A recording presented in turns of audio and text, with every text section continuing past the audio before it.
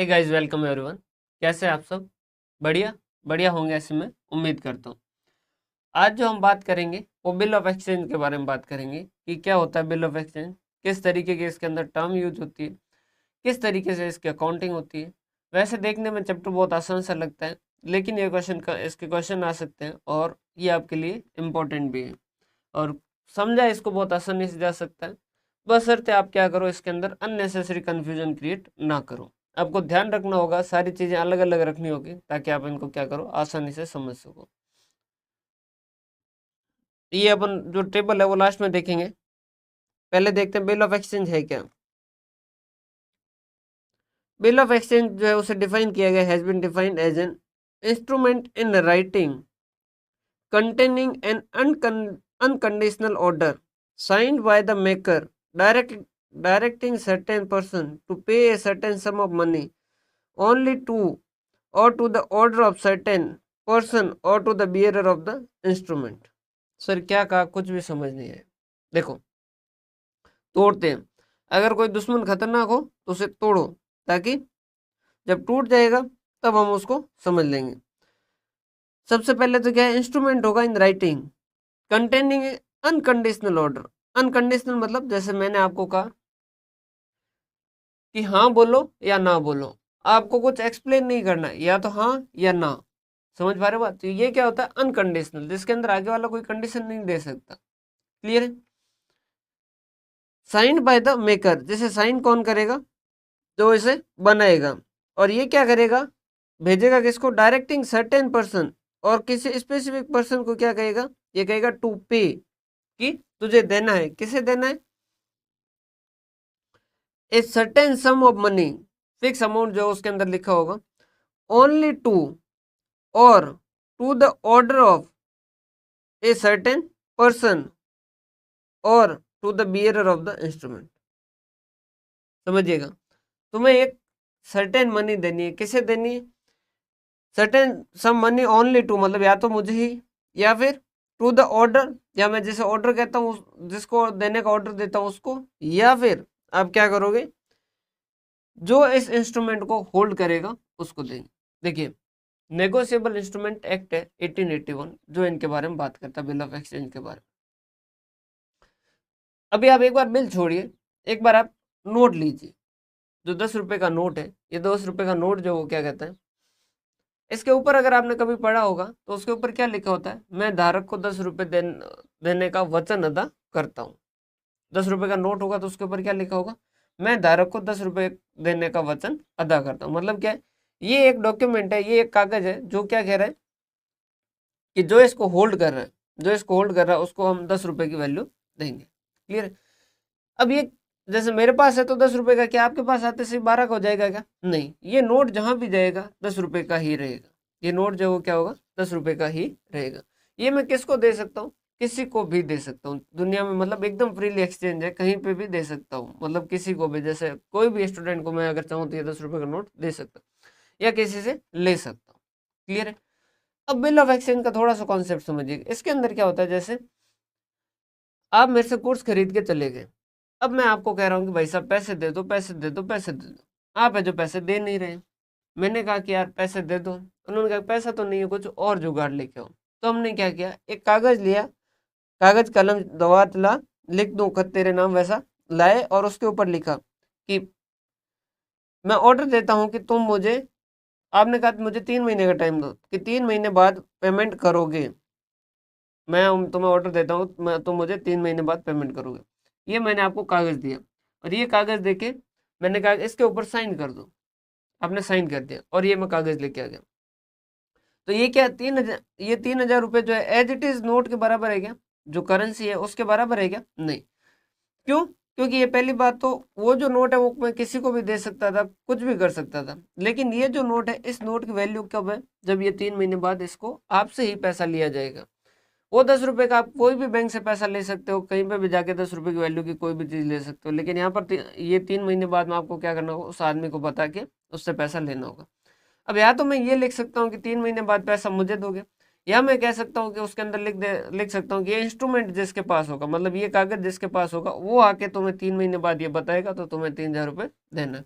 या फिर मैंने कह दिया कि मेरा कोई फ्रेंड है, उसको 3,000 रुपये देने का वचन अदा करो। क्लियर है? तो ये इस तरीके का कॉन्सेप्ट होता है। एक बार हम इसको थोड़ा सा यहाँ देख लेते हैं। देखो, ये एक बिल ऑफ एक्सचेंज जो है उसका फॉर्मेट दे रखा है, ध्यान से समझिएगा। 90 days after the date of first bill of exchange, second and third of the same tender and the date being unpaid, pay to the order of messrs Vincent John Associate, London, the sum of rupees 11,50,000 only, value received। अब यहाँ पर समझिएगा, ये हम क्या करेंगे, लिख के भेजेंगे। किसको भेजेंगे? जिससे पैसा मांगते हैं, और वो क्या करेगा, यहाँ पर साइन करेगा। वो क्या करेगा, यहाँ पर साइन करेगा। क्लियर है? ये हम जैसे ये विलियम सन्स है, विलियम सन्स, उस विलियम सन्स को भेजा और उसने फिर यहाँ पर एक्सेप्टेड किया। सर एक बार वापस थोड़ा सा और अच्छे से समझाइए। देखिए, बिल ऑफ एक्सचेंज क्या है, देखिए दोनों में डिफरेंस जब पढ़ेंगे ना, प्रोमिसरी नोट और बिल ऑफ एक्सचेंज, तब आपको पूरा क्लियर होगा। अब बिल ऑफ एक्सचेंज समझिए क्या है। हम किसी से पैसा मांग रहे हैं, हम किसी से पैसा मांग रहे हैं, उसने कहा कि हमें टाइम चाहिए। हमने कहा कि टाइम तो तुमने 2-3 बार मांग लिया है, फिर तुम टाइम ही मांग रहे हो। उन्होंने कहा यार कुछ भी दे दो, अभी पैसा है नहीं, लेकिन मैं गारंटी ले रहा हूँ कि मैं 2-3 महीने बाद पैसा दे दूंगा। हमने कहा 2 या 3, उन्होंने कहा 3 महीने बाद मैं पक्का पेमेंट कर दूंगा। हम एक कागज लिखा, उसके ऊपर लिखा कि मैं अभी लिख अपन रहे, समझिएगा, लिख अपन रहे कि 2-3 महीने बाद में आप मुझे 3,000 रुपये देंगे। आप मुझे, मतलब जो भी है सामने वाली पार्टी, उसका नाम लिखा और के आप मुझे 3,000 रुपये देंगे। और ये जाके उसको कहा कि इसके ऊपर साइन करके दे दो। उससे साइन करवाया और अपन ने क्या कर दिया, उसको अपने पास रख दिया। तो ये क्या हो गया, ये अपने पास एक तरीके का सबूत हो गया कि 3 महीने बाद ये हमें पैसा देगा। अगर ये नहीं देता तो उस केस के अंदर वो बिल क्या होगा, डिसऑनर होगा, और बिल डिसऑनर होगा तो उसको नेगोशिएबल इंस्ट्रूमेंट एक्ट के हिसाब से हम उसके खिलाफ जा सकते हैं। क्लियर है? समझ पा रहे हैं बात? ठीक है सर। तो प्रोमिसरी नोट क्या होता है? देखिए, यहाँ पर क्या कर रहे हैं, जो पैसा मांग रहा है, जो पैसा मांग रहा है वो क्या कह रहा है, आगे वाले को कागज लिख के भेज रहा है, और वो क्या कह रहा है, उसको एक्सेप्ट करके दे रहा है। जस्ट ऑपोजिट इसका, जस्ट थोड़ा सा अलग।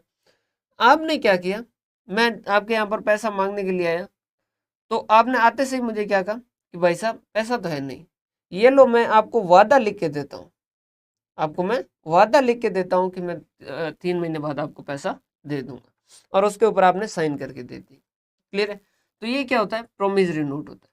अब दोनों में फर्क कहाँ आएगा वो समझिएगा। बिल ऑफ एक्सचेंज जो है वो क्या होगा, ड्रॉवर, मेकर या क्रेडिटर। क्रेडिटर मतलब लेनदार, क्रेडिटर मतलब लेनदार, ड्रॉवर या राइटर। इसको आप यूं समझिए, ये कौन है, जो पैसे मांगता है। जो पैसे मांगता है ना, वो क्या करेगा, एक बिल ऑफ एक्सचेंज लिख के देगा। किसको लिख के देगा, इसको लेगा, इसको क्या है, इसको पैसा देना है, इसको पैसा देना। इस वर्ड में आप फिर कंफ्यूज होंगे, इसको ऐसा नहीं लिखते हैं, इसको लिखते हैं ये निश्चित समय के बाद पैसा देगा। अब उम्मीद करता हूँ कि आपको थोड़ी बात बात समझ आई होगी। जैसा जो पैसा मांग रहा है वो लिखेगा, तो उसको क्या कहेंगे, ड्रॉवर कह सकते हैं, मेकर कह सकते हैं, या फिर यूँ पूछे कि कौन लिखता है बिल को, तो वो कौन लिखता है, क्रेडिटर लिखता है। ये लिख के क्या करता है, उसको भेजता है। किसको भेजता है, डेटर को भेजता है कि इसके ऊपर हाँ लिख, इसके ऊपर एक्सेप्टेंस दे। तो वो एक्सेप्टर भी उसको कह सकते हैं, या उसे ड्रॉवी भी कह सकते हैं। सर ये फिर पेई कौन होता है, पेई कौन होता है, पेई जिसको पैसा दिया जाएगा। अब ये जो है, ये कागज के अंदर ड्रॉवर ये लिख सकता है कि 3 महीने बाद तुम मुझे पैसा दोगे, तब तो क्या हो गया, ड्रॉवर और पेई दोनों सेम हो गए। या फिर वो ये लिख सकता है कि 3 महीने बाद जिसके पास ये बिल होगा उसको तुम 3,000 रुपये दोगे या 10,000 रुपये दोगे। तो उस केस के अंदर क्या होगा, वो एक तरीके से बिल इस तरीके का होगा, बियरर, बियरर मतलब जिस जो उसे होल्ड कर रहा है उससे पैसा मिलेगा। तो मेरे सपोज मेरे से कोई पैसा मांग रहा है, तो मैंने उसको ये बिल पकड़ा दिया, अब वो 3 महीने बाद आपसे आके पैसा ले सकता है। तो उस केस में आप पैसा किसको दे रहे हो, किसी और आदमी को दे रहे हो, तो वो क्या हो जाएगा, पे ही हो जाएगा। या फिर मेरे से जैसे मान लीजिए राम जो है वो पैसा मांग रहा है और मैं आपसे पैसा मांग रहा हूँ। अब राम मेरे पास आया तो मैंने कहा कि राम 1 दिन रुक जा, और मैं आपके पास गया, मैंने कहा कि पैसा, उन्होंने कहा कि 3 महीने बाद। तो मैंने कहा कि 3 महीने बाद का मैंने एक कागज निकाला, उसमें लिखा कि 3 महीने बाद तुम पैसा राम को देना, तुम पैसा राम को देना और आपसे एक्सेप्टेंस ले लें। अब इस केस में पैसा आप किसको देंगे? राम को देंगे। पैसा किसको देंगे? राम को देंगे। तो पेई कौन हो गया? राम हो गया। ड्रॉअर कौन हो गया? मैं हो गया। मेकर कौन हो गया? मैं हो गया। क्रेडिटर कौन हूं? मैं हूं। ड्रॉई कौन है? आप है। एक्सेप्टर कौन है? आप है। डेटर कौन है? आप है। उम्मीद करता हूँ ये आपको बात समझ आई। तो पेई और ये दोनों सेम भी हो सकते हैं, ये दोनों सेम और मे बी अलग, या फिर ये हो सकता है कि दोनों अलग अलग हो। फॉरेन बिल ऑफ एक्सचेंज में क्या होता है? ड्रॉअर, ड्रॉई और पेई में से कोई अदर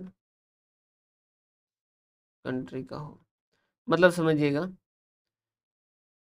एक जैसे राम ने बिल लिखा, श्याम ने एक्सेप्ट किया, राम जो है वो मान लीजिए यूएसए का है, तो उस केस के अंदर वो क्या हो जाएगा? फॉरेन बिल हो जाएगा। अब समझिएगा प्रोमिसरी नोट, दोनों को समझने के बाद में इनका कंपैरिजन जब देखेंगे ना, तब आपको ये पूरा अच्छे से समझ आएगा।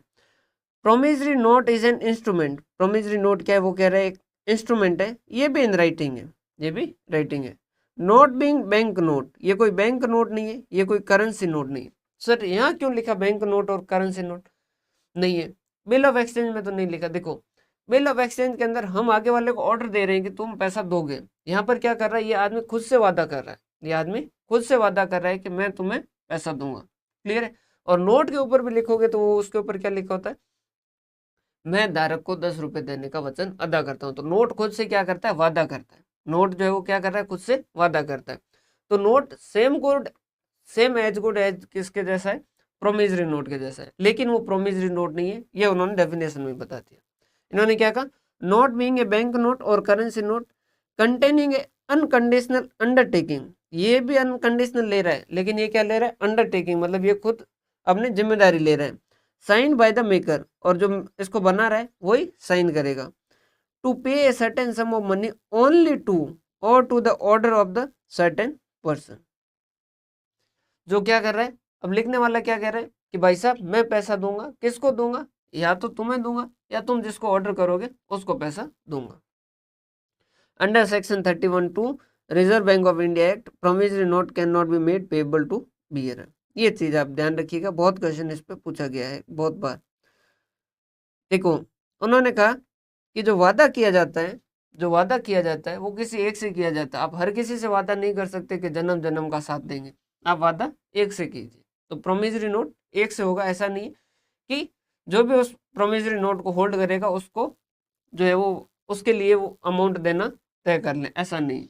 उसमें क्या होगा? रिजर्व बैंक ऑफ इंडिया ने कहा कि जो है, जिसका नाम लिखा गया उसी को पैसा दिया जाएगा, बियरर को नहीं दिया जाएगा। जबकि करेंसी जो होती है, बैंक नोट होता है, वो क्या होता है? बियरर को दिया जाता है, मतलब जो उसे होल्ड कर रहा है उसे दिया जाएगा। अभी 10 रुपये मेरे पास है, आपने मान लो मेरे से 10 रुपये ले लिए, तो उस केस के अंदर वो 10 रुपये की वैल्यू आपको मिलेगी, मतलब वो नोट आपको 10 रुपये की वैल्यू देगा। आपसे किसी ने 10 रुपये लेके कोई भाग गया, तो जो लेके भागा है उसके पास आ जाएगा और 10 रुपये की वैल्यू उसे देगा। समझ पा रहे हो? लेकिन प्रोमिसरी नोट में मेरा नाम होगा। अब मैंने आपको दे दिया, तो उस केस के अंदर भी पैसा सिर्फ मुझे ही मिल सकता है। आपसे कोई लेके भाग गया तो भी पैसा सिर्फ मुझे ही मिल सकता है। क्यों? क्योंकि आरबीआई जो वो मना करती है। क्लियर है? तो ये जो है ये प्रोमिसरी नोट का। और ये देखो, 3 months after the date I promise to pay Priya, कि मैं प्रिया को दूंगा, और his order a sum of 1,00,000 rupees only और वैल्यू रिसीव्ड। अभी और हिज ऑर्डर, ये तो जो है वो मना कर रखा है, किसके हिसाब से? आरबीआई ने मना कर रखा है। उम्मीद करता हूँ यहाँ तक की बात आपको समझ आई होगी। ये इसके बारे में जो कैरेक्टरिस्टिक्स है वो मैंने लगभग सब बता दिए, और अभी अपन इनका दोनों का एक बार डिफरेंस देख लेंगे तो आपको समझ आ जाएगा। ये क्या कह रहे हैं? Bill contain a unconditional order to pay. यहाँ पर क्या होता है, अनकंडीशनल ऑर्डर होता है, अनकंडीशनल ऑर्डर होता है कि अनकंडीशनल ऑर्डर है पे करने का। Promissory note can contain only A promise, ये क्या होता है, प्रोमिस टू पे, ये क्या है, प्रोमिस टू पे, समझिएगा। यहाँ पर क्या कह रहा है कि तुम मुझे पैसा दोगे, ये ऑर्डर दे रहा हूँ, और यहाँ पर क्या कर रहा है, मैं तुम्हें पैसा दूंगा, ये क्या है, प्रॉमिस दे रहे हैं। Clear. There are generally three parties, drawer, word ध्यान से समझिएगा, जनरली, कोई जरूरी नहीं है कि तीन पार्टी हो सकता है कि ड्रॉवर और जो पे है वो सेम ही हो। तो जनरली तीन पार्टी होती है, ड्रॉवर, ड्रॉई और पे, और यहाँ पर जनरली दो पार्टी होती है, मेकर एंड पे। क्लियर है, क्यों, क्योंकि बियरर को मना कर रखा है। Bill is paid by acceptor, bill देगा कौन, जो उसे एक्सेप्ट करेगा। मैंने लिखा, समझिए, मैंने लिखा, आपने बिल ऑफ एक्सचेंज के अंदर हाँ दी, तो पे कौन करेंगे, आप करेंगे। किसको पे करेंगे, मेरे को पे करेंगे। Bill is drawn by creditor, और उसे ड्रॉन कौन करेगा, क्रेडिटर, मतलब लेनदार जो पैसे मांग रहा है वो क्या करेगा, उस बिल को ड्रॉ करेगा। Promissory note is paid by maker, promissory note जो वो मेकर जो होगा वही उसको पे करेगा। मैं खुद वादा कर रहा हूँ कि मैं आपको 10,000 रुपये दूंगा 3 महीने बाद में, तो बना कौन रहा हूँ मैं, पे कौन कर रहा हूँ मैं, बिल ऑफ एक्सचेंज के अंदर बना कौन रहा हूँ मैं, और साइन किससे ले रहा हूँ, आपसे। तो मेकर पेमेंट करेगा क्या, नहीं, मेकर को पेमेंट मिलेगा। क्लियर, बस अर्थ पे ही कोई अलग नहीं हो तो। और promissory note is made by debtor, promissory note कौन बनाता है, डेटर बनाता है, मतलब जो पे करने वाला है वही खुद से बनाएगा, मतलब जैसे देनदार जो है वही बना रहा है कि भाई मैं आपको पैसा दे दूंगा। ड्रॉवर एंड पे may be same person in case of bill of exchange, वो हो सकता है कि सेम हो सकता है कि दोनों अलग अलग हो, लेकिन यहाँ क्या है, मेकर एंड पे can not B same person.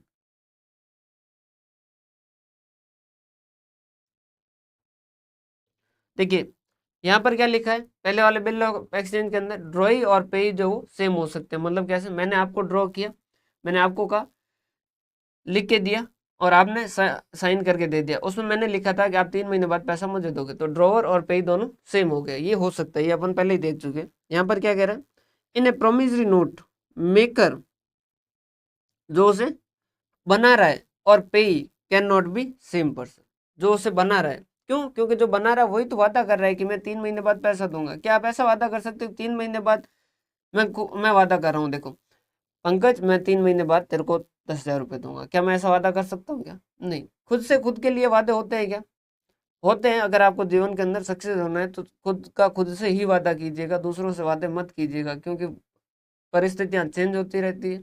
आप जो अभी वादा करते हैं वो थ्रू आउट द लाइफ नहीं कर पाएंगे। इस वजह से इस उम्र के अंदर, जो अभी की उम्र है आपकी, इसमें वादे कम से कम कीजिए। किसी को आप पूरे जीवन भर जो है आप वादा कर लेते हैं कि मैं पूरे जीवन भर तुम्हारा साथ निभाऊंगा, कोई ज़रूरी नहीं है। कल को दिमाग चेंज हो सकता है, दिल चेंज हो सकता है, तो ऐसे वादे मत कीजिएगा। उसे सिर्फ इतना कहिएगा कि हाँ अभी तुम मुझे पसंद हो, आगे का पता नहीं। ऐसे ही वादे कीजिएगा ताकि कल को आपको समस्या न हो। समझिएगा, यहाँ पर थोड़ा सा मुद्दे से भटक गए। प्रोमिसरी नोट मेकर एंड पे can not B same person, कि जो बना रहा है वो कह रहा है कि मैं वादा करता हूँ कि मैं तुम्हें पे करूंगा, अब वो ऐसा नहीं कह सकता कि खुद को ही पे करूंगा। क्लियर। रियल लाइफ में प्रोमिसरी नोट के अंदर जो नहीं होता है वो एक्चुअल के अंदर आपको करना है। मतलब प्रोमिसरी नोट के अंदर आप खुद से वादा नहीं कर सकते, लेकिन रियल लाइफ के अंदर आपको वादा अगर करते हो, कभी अगर कभी भी वादा करते हो तो सिर्फ और सिर्फ खुद से कीजिए कि मैं इतने घंटे काम करूंगा, तो ये वादा सिर्फ खुद से कीजिए। क्लियर है, किसी और से वादा करने की जरूरत नहीं है। आप खुद से वादा करोगे तो उसके उसी केस के अंदर आपको जो सक्सेस मिलेगी। खुद से वादा कीजिए कि हाँ ये करूंगा वो करूंगा, जो भी है खुद से वादा कीजिए। लेकिन प्रोमिसरी नोट में मेकर और पे सेम नहीं हो सकते। In a bill of exchange the liability of drawer is secondary और कंडीशनल। समझिएगा ये क्या है, in bill of exchange liability of drawer is secondary and conditional. अब समझिएगा, मैं आपसे पैसा मांग रहा था, राम मेरे से पैसा मांग रहा था, मैंने आपसे बिल लिया और मैंने राम को दे दिया। ये जो बिल है 3 महीने बाद आप उसके पास, आपके पास लेने आए, आपने पैसा दिया नहीं, डिसऑनर हो गया। उस केस के अंदर क्या होगा, वो जैसे ही डिसऑनर होगा तो वो लाइबिलिटी वापस, राम जो पैसा मांगने किसके पास आएगा, राम कहेगा कि किन का बिल पकड़ा दिया, वो तो पैसे दे ही नहीं रहा, मेरा पैसा लाओ। तो ये क्या हो जाएगी, वापस लाइबिलिटी किस पे आ जाएगी, मेरे ऊपर आ जाएगी। तो यहाँ पर क्या होता है, ड्रॉवर जो होता है उसकी लाइबिलिटी क्या होती है, सेकंड होती है। पहले तो आप पेमेंट करेंगे, अगर आप नहीं करेंगे तो उस केस के अंदर मैं पेमेंट करूंगा। जबकि in promissory note liability of maker is primary and absolute, इसमें वादा जो कर रहा है उसी की लाइबिलिटी है और वही उसे पूरा करेगा। A bill of exchange can be accepted conditionally, a bill of exchange can be accepted conditionally. Bill of exchange को क्या कर सकते हैं, आप कंडीशनली भी एक्सेप्ट कर सकते हैं। देखिए ऊपर तो आपने लिखा था अनकंडीशनली, लेकिन इसमें ये जब इनका डिफरेंस जब देखो पढ़ा जाता है तो इसके अंदर बताया जाता है कि कंडीशनली हो सकता है और promissory note can not be made conditionally. Conditionally का मतलब क्या होता है, जैसे सर्टेन इवेंट पे, जैसे कुछ सर्टेन इवेंट होगा तभी जो वो ये होगा, तभी आपको पेमेंट करना है, या इस तरीके का कुछ कंडीशनल जो वो बनाया जा सकता है। ये जो है ये क्या होगा, अनकंडीशनल होगा, मतलब इसके अंदर कोई भी कंडीशन नहीं बनाई जा सकती। In a bill of exchange notice for dishonour must be given, notice of dishonour must be given. अब जो है पैसा मैं लेने गया, आपने नहीं दिया, तो उस केस के अंदर मुझे नोटिस ऑफ डिसऑनर देना होगा कि भाई साहब मैं पैसा लेने के लिए आया, मांगने के लिए आया, लेकिन आपने मना किया था, ये डिसऑनर हुआ। इस डिसऑनर का मुझे क्या करना होगा, आपको नोटिस देना होगा। यहाँ पर notice of dishonour is not required, dishonour का नोटिस जो रिक्वायर्ड नहीं है। रीजन क्या है, क्योंकि आप ही वादा कर रहे हैं, आप ही तोड़ रहे हैं, तो उस केस के अंदर फिर डिसऑनर का किसको देंगे। In case of dishonour A bill of exchange must be noted and protected. अब ये नोटेड क्या होता है, देखिए जैसे मैं आपसे पैसा मांग रहा था, आपने मुझे बिल दिया, क्लियर है। मैं आपसे 3 महीने का बिल दिया, 3 महीने बाद आपसे पैसा मांगने गया, आपने उसको बिल को क्या कर दिया, डिसऑनर कर दिया। मैंने कोर्ट के अंदर गया, कोर्ट के अंदर गया और कोर्ट के अंदर महीने भर में तो मेरी एप्लीकेशन लगी और 6 महीने बाद मेरी पहली इंक्वायरी हुई, और आप भी आए, मैं भी आया। मैंने बार कहा कि अब देख लेना अब आपके साथ क्या होता है। आपने कहा ठीक है चलो अंदर। मैं अंदर गया, मैंने कहा साहब 3 महीने का बिल दिया था, पैसा इसने दिया नहीं। आपने झट से अपना रूप बदला और आपने कहा साहब ये मेरे पास पैसा लेने के लिए आया ही नहीं, बाकी मैं इनका पैसा क्यों रोक के रखूं, मैं तो पैसा इनका देने को तैयार था, ये पैसा लेने के लिए आया ही नहीं, ये तो झूठ बोल रहे, मेरे को फंसाना चाहते हैं, इस वजह से सीधा कोर्ट के अंदर आए केस करने के लिए। ऐसी स्थिति ना हो, उस वजह से आपको क्या करना होगा, जब भी डिसऑनर होगा तो ड्रॉवर जो होगा उसको क्या करेगा, नोटरी करवाएगा। नोटरी कैसे, जैसे मैं आपके पास पैसा लेने के लिए आया, आपने डिसऑनर कर दिया, तो उस केस के अंदर क्या होगा, मैं जाऊंगा नोटरी वाले जो होते हैं उनके पास जाऊंगा, उनको कहूंगा भाई साहब ये एक बिल है, तो वो फिर क्या करेंगे, बिल जो आपको भेजेंगे और वहां से डिसऑनर होके आएगा तो वो उसके ऊपर नोटरी कर देंगे कि हाँ ये बिल जो वो डिसऑनर हुआ, तो मेरे पास प्रूफ हो गया कि ये जो बिल है वो डिसऑनर हुआ है। Noting is protected and not required in case of dishonour of promissory note, promissory note में इसकी जरूरत नहीं होती। अब ये जो है ये इसका थोड़ा सा पॉइंट जो वो समझ लीजिएगा। बाकी देखिए इसमें बाद में अकाउंटिंग के वक्त ये बहुत आसान सा है, अकाउंटिंग के वक्त ये बहुत आसान सा है। देखो the date on which expiry और ड्यू डेट, एक्सपायरी क्या होता है और ड्यू डेट क्या होता है, पहले तो ये समझिए। एक्सपायरी डेट क्या है, the date on which term of bill terminated is called expiry और ड्यू डेट। सर आसान सी बात है, डेज ऑफ ग्रेस मिलते हैं 3 दिन, और डेट ऑफ मैच्योरिटी क्या है, date which comes after adding 3 days to expiry date of bill is called date of maturity. Sir मतलब देखिए जैसे मैंने 1 जनवरी को आपको 3 मंथ का बिल दिया, ध्यान से समझिएगा भाई इसमें कंफ्यूजन आता है। 3 मंथ का बिल दिया, 3 महीने का बिल दिया, तो उस केस के अंदर जनवरी फरवरी और मार्च, 1 मार्च को क्या हो जाएगा, 1 मार्च को क्या हो जाएगा, एक्सपायरी और ड्यू डेट आ जाएगी। ये क्या हो जाएगी, एक्सपायरी और ड्यू डेट, मतलब कि आपको 1 मार्च को एक्सपायर हो जाएगा। क्या पेमेंट 1 मार्च को करना है क्या, नहीं। उन्होंने कहा उसके लिए आपको क्या करना होगा, उसमें 3 दिन जोड़ने होंगे, 1 से 2 3 और 4, ये हो गया 4 मार्च। उन्होंने कहा ये जो 4 मार्च है ये जो है आपका मैच्योरिटी डे है, ये क्या है, मैच्योरिटी डे। हमने कहा मतलब उन्होंने कहा कि 3 दिन का ग्रेस दिया जाएगा, नेगोशिएबल इंस्ट्रूमेंट एक्ट ने खुद नहीं क्या कह दिया, 3 दिन का ग्रेस दिया जाएगा, मतलब 3 दिन की उसे मोहलत दी जाएगी कि भाई तुम्हारा बिल हो गया, अब तुम्हें पैसा देना है। तो यहाँ पर क्या होगा, कैसे गिने जाएंगे, जब कंप्लीट हो जाएगा टर्म टाइम जब कंप्लीट होगा तो उसे तो हम एक्सपायरी और ड्यू डेट कहेंगे। उसके बाद में 3 दिन का ग्रेस दिया जाएगा, तो वो 3 दिन जब कंप्लीट होंगे तब हम उसे क्या कहेंगे, मैच्योरिटी डेट कहेंगे। A maturity of promissory note or bill of exchange is the date at which it was due. Every promissory note or bill of exchange get matured on third day after the day on which it is expected to be payable, except when it is expressed to be in the to be payable. लेकिन लेकिन अगर ये situation है, अगर on demand वाला है या eight site वाला है और एट प्रेजेंटेशन वाला है, तो उस केस के अंदर क्या होगा,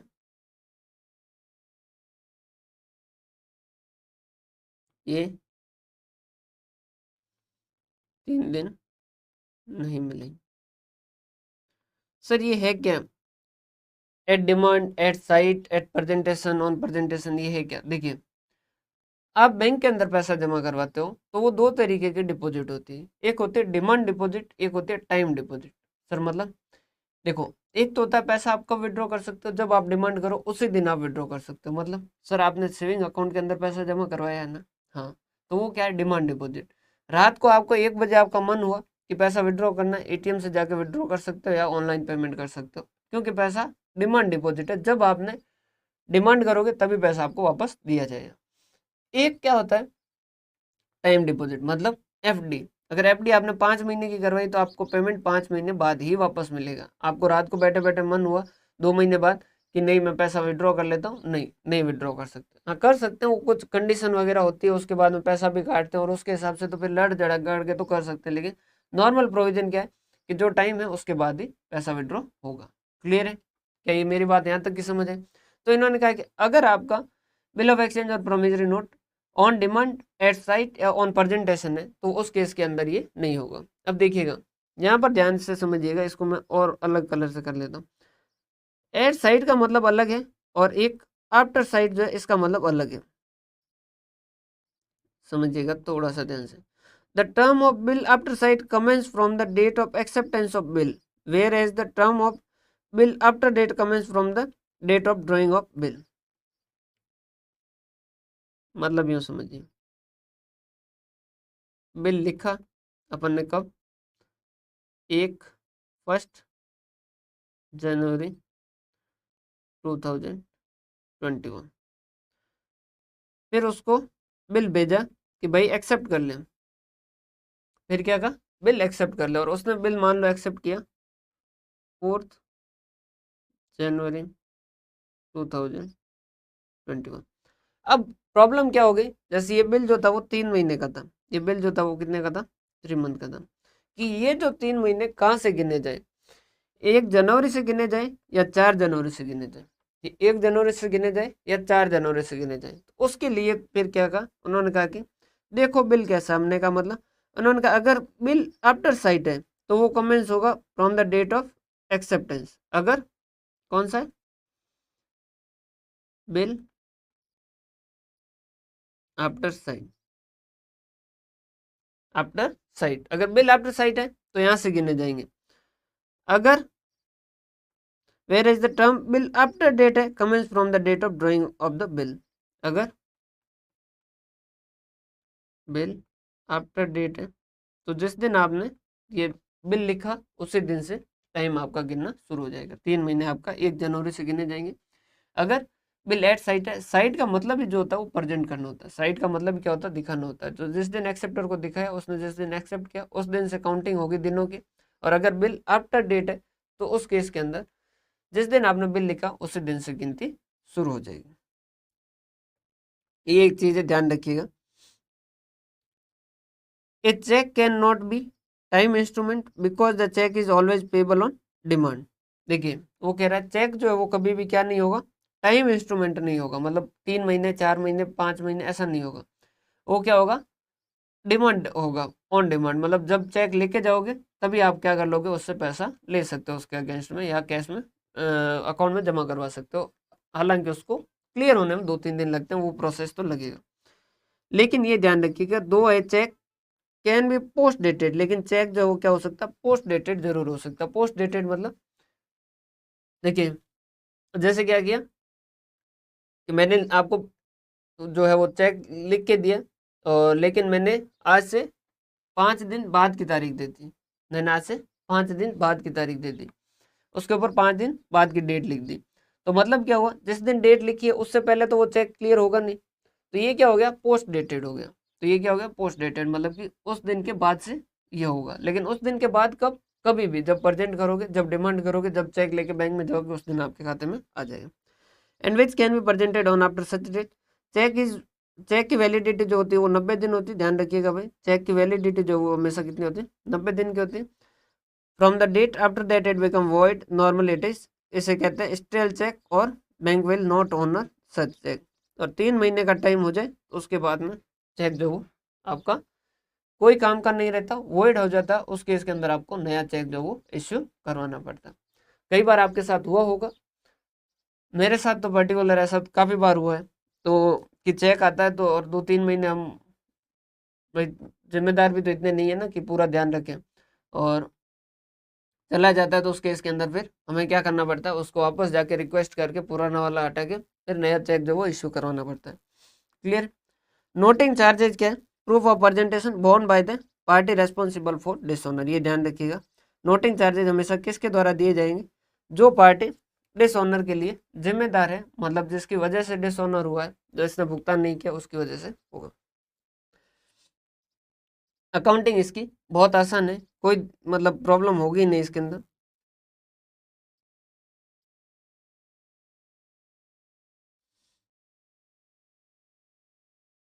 देखो, सबसे पहले तो क्या किया, सेल किया आपने, तो क्या करोगे, debtor account debit to sales. Clear है। अब जो बिल होगा, अब हम उसके पास पैसा लेने के लिए गए, डेटर डेटर पैसा दे दे, डेटर ने कहा पैसा नहीं है, बिल ले ले, हमने कहा दे दो, बिल दे दो, तो हमने कहा पैसा तो नहीं दिया और बिल्स रिसीवेबल आ गया, तो bills receivable account debit to debtor. अब हमारी बुक के अंदर क्या आ गया, बिल आ गया, समझ पा रहे हो।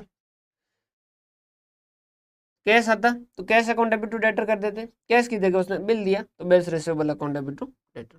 अब ये जो है ये हम क्या कर सकते हैं, इसको या तो हम इसे होल्ड करके रख सकते हैं, या फिर हम इसकी क्या कर सकते हैं, डिस्काउंटिंग कर सकते हैं, या हम इसे क्या कर सकते हैं, एंडोर्स कर सकते हैं। होल्ड मतलब हम हमारे पास रोक के रखते हैं, तो उस केस के अंदर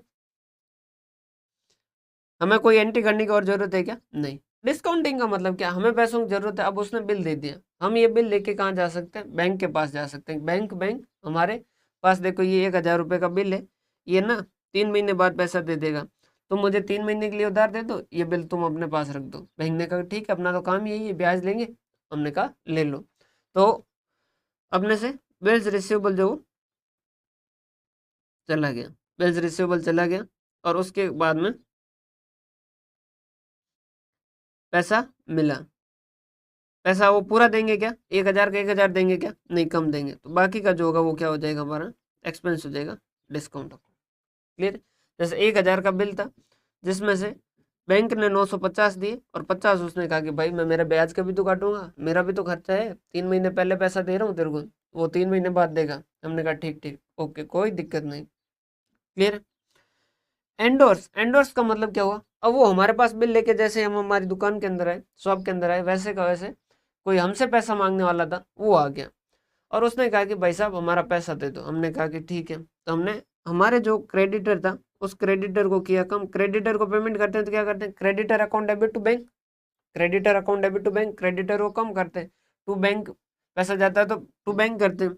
लेकिन यहाँ बिल बैंक, सॉरी, पैसा जा रहा है क्या, नहीं, हमारा क्या जा रहा है, बिल जा रहा है, तो हम क्या करेंगे, बिल्स रिसीव। क्लियर। ये तीनों सिचुएशन हो गई। अब फिर क्या होगा, मैच्योरिटी डेट आएगी। मैच्योरिटी डेट पे दो केस बन सकते हैं, मैच्योरिटी डेट पे दो केस बन सकते हैं, या तो बिल क्या हो जाए, ऑनर्ड हो जाए, या फिर क्या हो जाए, डिसऑनर हो जाए।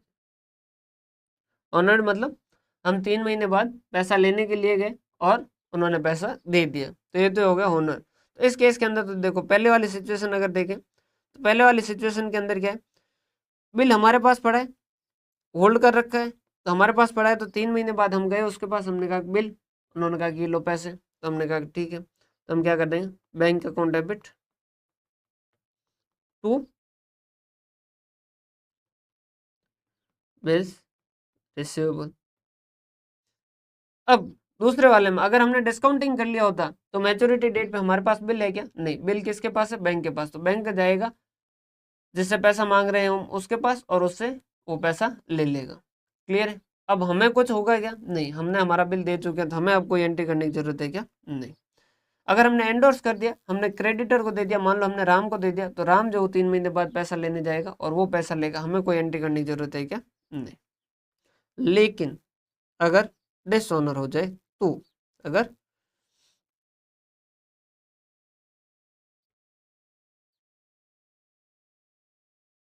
डिसऑनर हो जाए तो, अब डिसऑनर हो गया तो यहाँ पर देखो एंट्री क्या होनी चाहिए थी, bank account debit to bills receivable, भाई ये आना चाहिए था, पैसा आ जाना चाहिए था। क्लियर है। लेकिन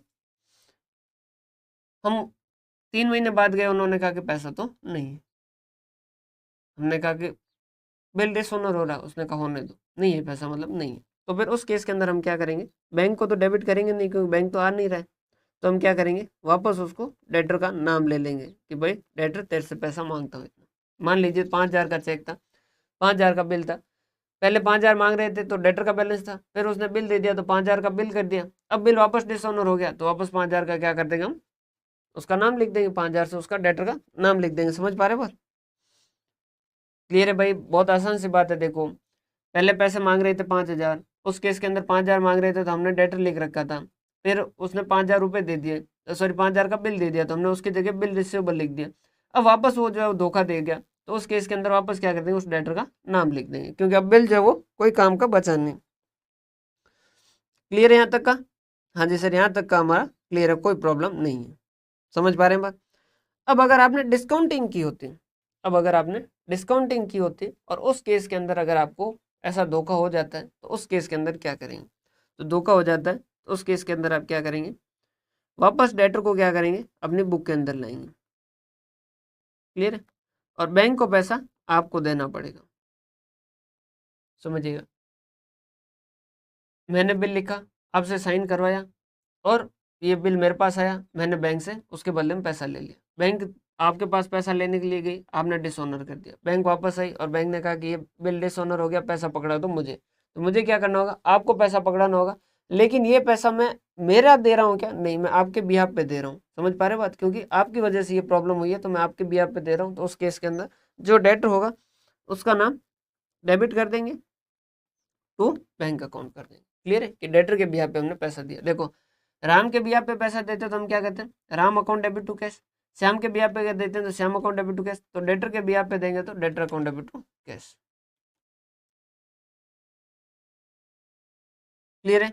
अब तीसरी सिचुएशन क्या हुई, हमने जैसे मैं आपसे पैसा मांग रहा था, मैंने बिल लिखा, आपसे साइन करवाया, आपसे एक्सेप्टेंस ली, बिल लेके आया, और राम मेरे से पैसा मांग रहा था, राम मेरे से बिल लेके चला गया। तो मैंने क्या कहा, मैंने कहा राम अब तू मेरे से पैसा कम मांगता है, और आपसे अब मैं पैसा कम मांगता हूँ, ये मैंने किया। लेकिन बिल जो वो क्या हो गया, डिसऑनर हो गया। तो अब क्या होगा, मैं वापस आपसे पैसा मांगना शुरू कर दूंगा, राम वापस मेरे से पैसा मांगना शुरू कर देगा। तो डेटर को बढ़ाने के लिए, वापस डेटर को बढ़ाने के लिए क्या कर देंगे, डेटर कर देंगे, और टू क्या कर देंगे, क्रेडिटर कर देंगे। या फिर यूँ समझिए, वापस ध्यान समझिए, देखिए जैसे ही आपने मुझे बिल दिया, मैंने डेटर क्या कर दिया, कम कर दिया, उसकी जगह बिल्स रिसीवेबल लिख दिया। अब मैंने वो किसी क्रेडिटर को दे दिया, तो मैंने क्रेडिटर कम कर दिया। अब क्या हुआ, बिल डिसऑनर हो गया। तो ये क्रेडिटर जैसे मैंने कम किया था, क्या वो मेरे से पैसा वापस मांगना शुरू करेगा क्या, हाँ, तो उसे वापस वो लाइबिलिटी क्रिएट होगी क्या, हाँ। तो लाइबिलिटी क्रिएट करने के लिए मुझे उस क्रेडिटर को टू करना होगा, मतलब उसे क्रेडिट करना होगा। लेकिन ये मेरी गलती थी क्या, नहीं, ये गलती किसकी थी, आपकी गलती थी। तो उस माफ कीजिए, आप डिसऑनर नहीं करेंगे जीवन के अंदर, लेकिन फॉर एग्जाम्पल है, तो उस केस के अंदर वापस मैं आपसे पैसा मांगना शुरू कर दूंगा, तो क्या हो जाएगा, आपका अकाउंट वापस डेबिट हो जाएगा। क्लियर।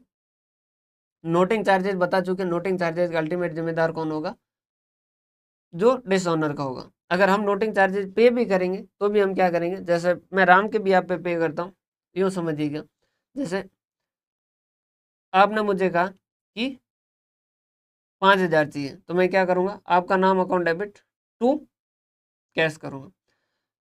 आपने क्या किया, फ़ोन किया कि मैं किसी बंदे को भेज रहा हूँ, उसको क्या करना, 5,000 रुपये दे देना। अब मैंने उनको 5,000 दिए, तो क्या मैं उस आदमी का नाम पूछ के उसके अकाउंट से करूँगा कि उसका नाम अकाउंट डेबिट टू बैंक करूँगा? नहीं, मैं वापस करूँगा आपका बैंक नाम अकाउंट डेबिट टू बैंक, क्योंकि मैं पैसा किसके बिहाफ पे दे रहा हूँ, आपके बिहाफ पे दे रहा हूँ। क्या मेरी बात समझ पा रहे हैं? तो नोटिंग चार्जेज अगर देने पड़ते डिसऑनर के केस के अंदर, नोटिंग करवानी पड़ती, तो वो किसके बिहाफ पे दी जा रही है, डेटर के बिहाफ पे दी जा रही है, तो डेटर अकाउंट डेबिट टू करेंगे। क्लियर? बिल्स पेबल है, बिल्स पेबल को इतनी माथाफोड़ी होगी नहीं, बिल्स पेबल तो बहुत आसान से ही चलेगा। कैसे? ये सेल करेगा क्या,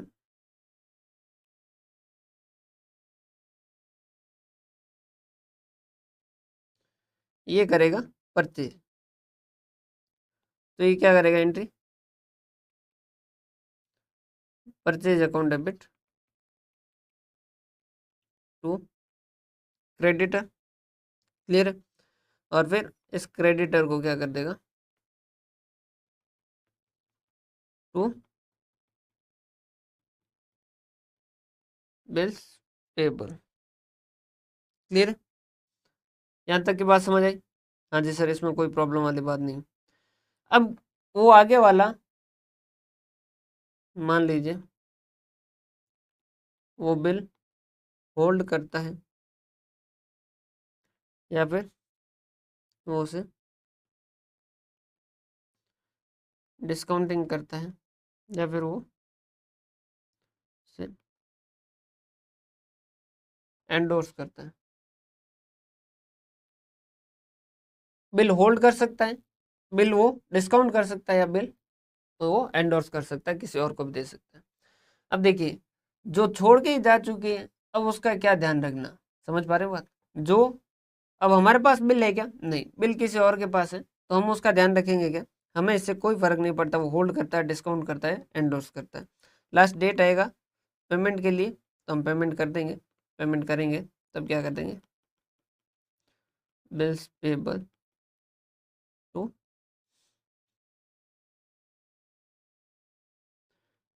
बैंक को। क्लियर है? और अगर डिसऑनर हो जाता है, नॉर्मली पूछा नहीं जाता, लेकिन डिसऑनर होता है, तो वो डेफिशिएंसी अकाउंट में ट्रांसफर किया जाता है। क्लियर? अब समझिएगा, यहाँ पर अगर डिसऑनर हो जाए और पैसा मिले ही नहीं, तो अल्टीमेटली फिर वो कहाँ जाएगा, बैड डेट्स में जाएगा। समझ पा रहे बात? अब इससे आपसे डेट से पैसा मांगने गए और उन्होंने कहा कि नहीं आप पैसा देंगे ही नहीं, तो उस केस के अंदर मे बी, ये क्या हो सकता है, मे बी अगर दे ही नहीं, वो दे ही नहीं रहा है, तो उस केस के अंदर फिर bad debts account debit to debtor करके चंग छोड़ेंगे। क्लियर? इसके अलावा कुछ वर्ड और आते हैं। एक होता है रिन्यूअल, एक होता है रिन्यूअल। रिन्यूअल में क्या होगा, पुराना कैंसिल, नया। समझिएगा, 4 महीने का बिल था, 4 महीने बाद में पैसा लेने के लिए आया, आपने कहा कि पैसा तो है नहीं, तो आपने कहा कि थोड़ा टाइम और दे दो, 3 महीने का टाइम और दे दो, तो उस केस के अंदर क्या करते हैं, पुराना बिल जो वो कैंसिल करते हैं और नया बिल जो वो हम लिख देते हैं।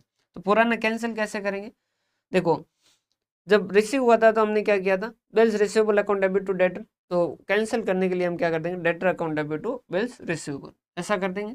फिर नया जो बिल है उसमें क्या होता है, कई बार इंटरेस्ट का कंपोनेंट जोड़ के दिया जाता है ज़्यादातर टाइम में, तो जो नया वाला अमाउंट होगा उसके हिसाब से हम क्या कर देंगे, bills receivable account debit to debtor. समझ पा रहे बात? तो मैं इसको एक अलग पेन से लेके देता हूँ।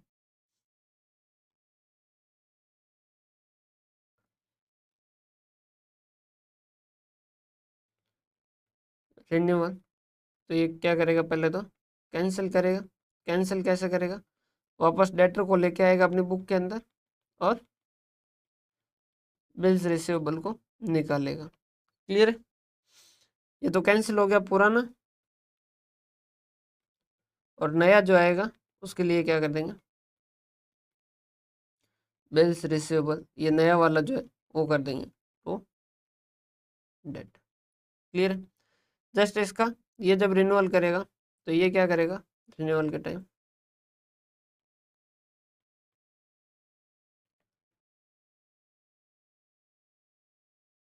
पुराना कैंसिल कैसे करेगा? बिल्स पेबल को हटाना है, बिल्स पेबल हटा देगा, वापस क्या कर देगा उसको टू क्रेडिटर और नया इशू कर देगा, issue creditor to bills payable. Clear? हाँ जी सर क्लियर, कोई भी प्रॉब्लम नहीं। एक होता है अकोमोडेशन ऑफ बिल, ये होता है अकोमोडेशन ऑफ बिल। ये क्या होता है?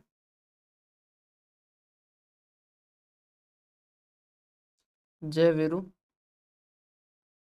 ये दोस्तों का काम है।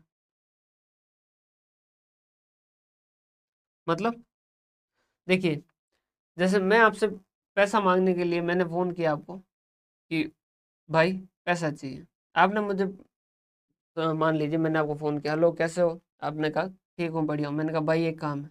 आपने कहा भाई कुछ भी मांग लो पैसा मत मांग, कुछ भी मांग लो पैसा मत मांगना। मैंने कहा यार वही मांगने वाला था। आपने कहा कि मेरे तो खुद क्या टाइट है। तो उस केस के अंदर अपन ने क्या किया, दोनों ने बैठ के बात की। मैंने कहा कि एक काम करता हूँ, आप एक बिल लिख के लाओ, 5,000 रुपये की ज़रूरत है आपको, आप एक बिल लिख के लेके आओ 3 महीने बाद का 5,000 का, वो मेरे पास लेके आओ और मैं क्या कर दूंगा उस पर एक्सेप्टेंस दे दूंगा। आप वो ले जाके बैंक से क्या करवा देना, डिस्काउंटिंग करवा देना। मुझे ज़रूरत है 8 लाख की, तो उस केस के अंदर मैं आपको एक बिल लिख के लेके आऊँगा 8 लाख का, उसको आप एक्सेप्ट कर देना। सॉरी 8,000 का, 5,000 8,000 ऐसा कुछ अमाउंट था, ठीक है। आपने मैंने आपको कहा 5,000 का एक बिल लेके आओ, जैसे मैं एक्सेप्टेंस कर दूंगा तो आप उसे बैंक से डिस्काउंट करवा देना। मैं एक 8,000 का बिल लाता हूँ लिख के, आप उसे एक्सेप्ट कर देना, मैं उसे डिस्काउंट कर दूंगा। मेरे को 8,000 के हिसाब से मिल जाएगा, आपको 5,000 के हिसाब से मिल जाएगा। बैंक से पैसा मिल जाएगा, थोड़ा सा ब्याज लगेगा, 3 महीने बाद मैं मेरा भुगतान कर दूंगा, आप अपना भुगतान कर दीजिएगा। तो ये क्या होता है अकोमोडेशन ऑफ बिल। क्लियर है? एंट्री कैसी होगी? सेम एंट्री होगी, कोई एंट्री में कोई चेंज नहीं है, नॉर्मली जैसी एंट्री होती है वैसी वैसी, नॉर्मली जैसे एंट्री होती है वैसे ही होगी। मतलब ये क्या करेगा, जैसे राम को बिल दे रहा है तो राम से बिल रिसीव होता है, तो फिर वो bill receivable account debit to Ram. अब एक्चुअल में राम जो है वो पहले से डेटर नहीं है, समझिएगा। राम से पैसा मांग नहीं रहे हैं, मदद के लिए वो दे रहे हैं, तो टू राम अकाउंट क्या होगा, क्रेडिट शो होता रहेगा। फिर वो पैसा डिस्काउंट करवा लेंगे वगैरह वगैरह कर लेंगे। लास्ट के अंदर देखिए समझिएगा, जैसे ये एक है, या जी समझिए, मैंने आपको बिल लिख के दिया 8,000 का और आपने एक्सेप्टेंस दिया 8,000 का। अब 8,000 जो मैंने लिए, 8,000 जो मैंने लिए, तो एक्चुअल में 8,000 का भुगतान किसे करना है, मुझे करना है। लेकिन बुक के अंदर क्या होगा, वो 8,000 बिल जो वो किसके नाम का है, आपका है। आप एक बार बैंक को दोगे 8,000, मैं आपको दूंगा 8,000, तो इस वजह से उसको क्या किया जाता है, क्रेडिट लाइबिलिटी शो होती रहती है, समझिएगा।